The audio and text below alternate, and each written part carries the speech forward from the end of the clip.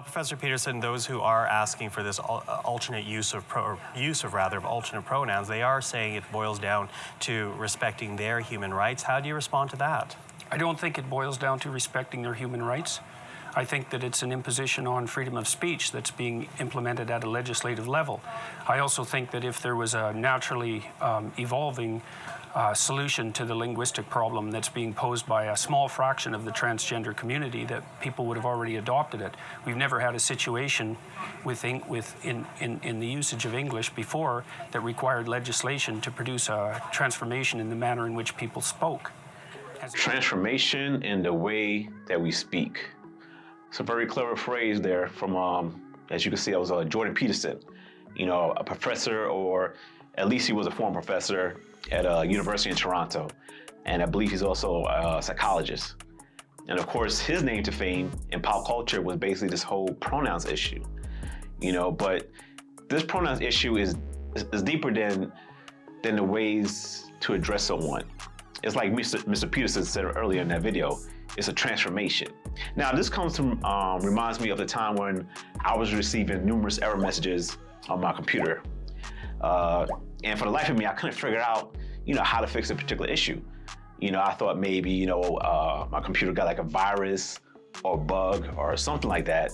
So I just basically took my computer down to the nearest computer store, had a technician look at it. And I remember he said something to me that my computer needed an interpreter, some type of computer program to decipher how to give instructions to my laptop to assist him in fixing the issue.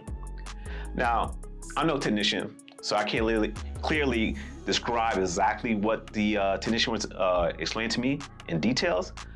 But what I didn't understand is that the concept that computers have a language, and they have a language that's implemented in order to get it to do what you want it to do.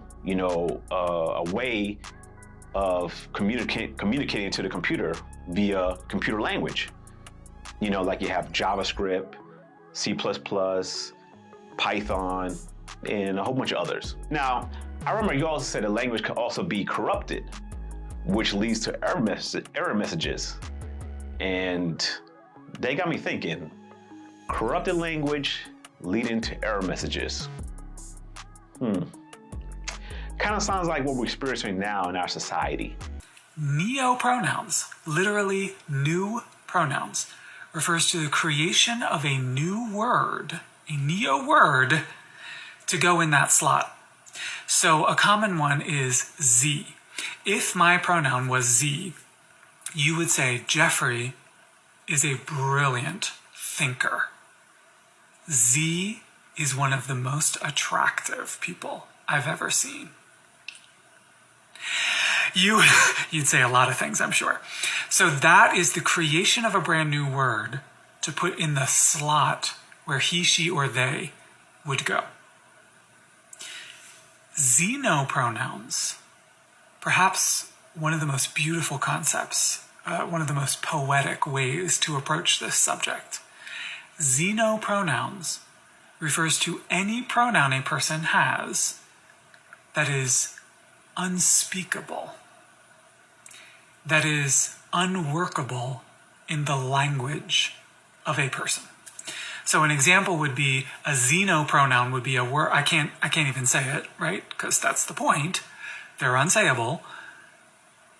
So now we not only have new words, but we also have unspeakable words and unknown that cannot be expressed. I'm Cody, pronouns em, ers, or zem, zers, or really any neo-pronouns that aren't z, her, hers. I am a white, transmasculine, femme, non-binary, temporarily mostly able-bodied, neurodivergent, obsessive-compulsive, chronically ill, culturally Jewish, Unitarian Universalist, non-monogamous, demi-low romantic, gray demi-bisexual, survivor of acute and complex trauma, millennial, and cat parent in mental health recovery. Oh my God, I don't even know what I just watched there. Apparently that was an example of xenopronouns. Do we not see the illogical rabbit hole we're going down here? Look, we all know that over time, it's not uncommon for the meaning of words to change. For instance, the word gay. decades or even half a century ago, the word gay meant to be happy, and it still does. But it's more commonly understood to mean homosexual, as time's gone by. But pronouns is a bit different than the meaning of words, change over time. Pronouns different because the meaning is still the same. She still means she, but what is happening here lately is that she no longer views herself as a she, now therefore wants you to view and address her as whatever she feels or perceives to be, whether it's a he, they, zer, z, whatever. And this is like my early example with the whole thing with computer and computer language, resulting into natural error messages. For people, this can be the same thing because something is corrupted, something is not allowing the dots to connect.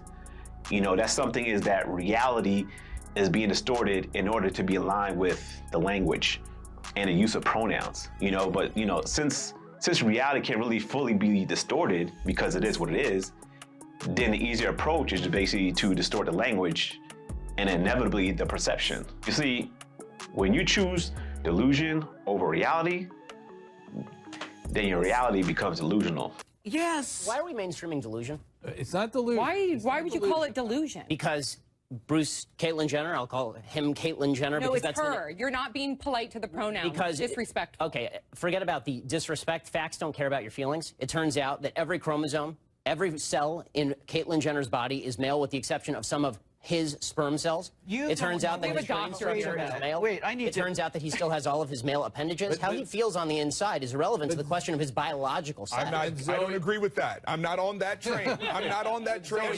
She wants to be called she. I'm going to call her she. I just have a problem with the message and the messenger. You cut that out now, or you'll go home in an ambulance. Yeah, that seems mildly inappropriate for a political discussion. Yo, Ben should have told that dude, yo, man, let's step outside. You know what I'm saying? I'm not advocating violence when unnecessary, but that was necessary because that was a threat, But anyway, back to the issue at hand. So by convincing people to use someone's preferred pronouns under the auspices of, being respectful and inclusive, it just constructs a false sense of reality around them to appease to their delusion. You're actually just making things worse than making it better. And this is how someone is convinced to apply, preferred pronouns by using a soft approach and speaking to your emotions, for having respect and kindness for others by exuding understanding and inclusivity. But you have to understand kindness can sometimes be a slippery trait that can basically be construed as weakness and can be taken advantage of. Yeah, well, kindness is the excuse that social justice warriors use when they want to exercise control over what other people think and say. So, if we're bandying back and forth our differences in values, I would say that the highest possible value is truth, and that one of the concomitants is that we need stringent protection for freedom of speech so that we can utter the truths that we see fit. And I think that that's a value that's much higher than kindness, for example. I mean, there's lots of situations in life where kindness in the immediate present is not the appropriate way to react at all. Now that right there is the God honest truth. I mean, truth is what needs to prevail on the whole preferred pronouns issue. It truly does. And I want to say, if this comes off as offensive to some people that's watch this video, then that's unfortunate. I'm not trying to come off as offensive. I'm trying to be respectful. But you have to understand, respect goes both ways. Now, I know people, they will say, oh man, what's the problem? It's this pronouns. It's how they see themselves. So just be respectful. But that's the thing. I mean, the thing is, with the pronoun issue is that it doesn't just end there.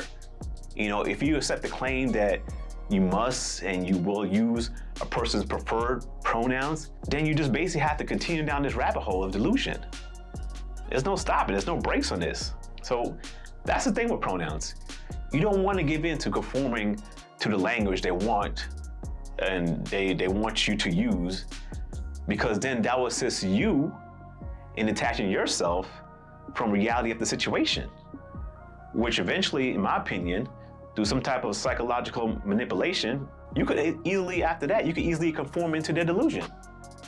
And like I said earlier, eventually that delusion becomes your reality. I mean, beyond pronouns nowadays, you're starting to have heterosexual men who don't consider themselves gay because they're dating a trans woman.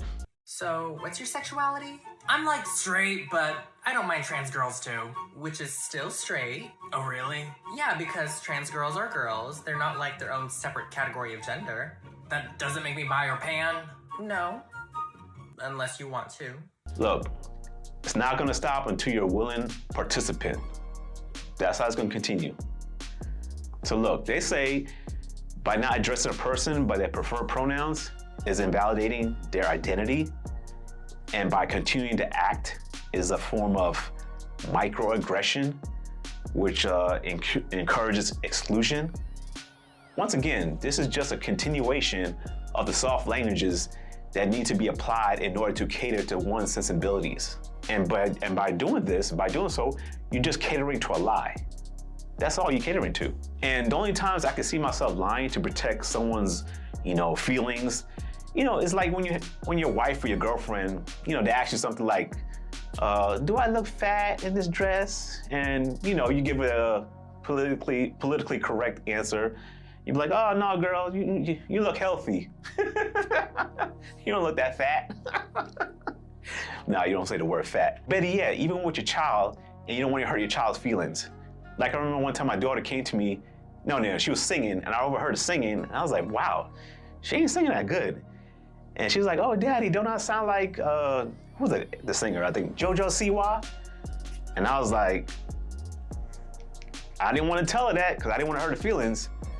But I basically just cave in and, say, hey, baby, you sound good, you hitting those high notes, So situations like that, I can understand if you want to basically, cater to someone's sensibilities by lying to them. That's understandable. So, but outside of those stories, when you're in inclusion of a lie from someone's feelings, then you're basically excluding the truth of reality. You really are. You gotta be mindful of that. And be mindful of another slippery word that I mentioned a lot of times, as I read here, is inclusion. That's a very slippery word right there. Not everyone and everything is expected to be included for the sake of inclusion. Being excluded does not mean a person or a group is racist or has, some type of phobia. And the very exclusive group that is learning this the hard way is that as they have become very inclusive, they have become very inclusive to a point where biological women are becoming hostages, in my opinion, becoming hostages in their own movement.